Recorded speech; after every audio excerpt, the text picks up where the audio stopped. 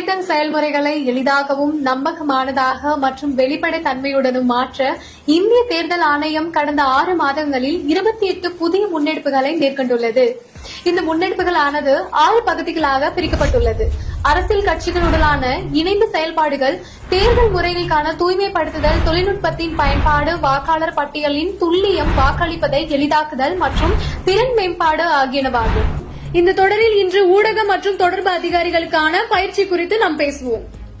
இந்திய தேர்தல் ஆணையம் புதுதில்லியில் உள்ள ஜனநாயக மற்றும் தேர்தல் மேலாண்மை பன்னாட்டு கல்வி நிறுவனத்தின் ஒவ்வொரு மாநிலம், யூனியன் பிரதேசத்திலிருந்தும் பங்கு பெற்ற ஊடக மற்றும் தொடர்பு அதிகாரிகளின் ஒருநாள் பயிற்சியினை நடத்தியது.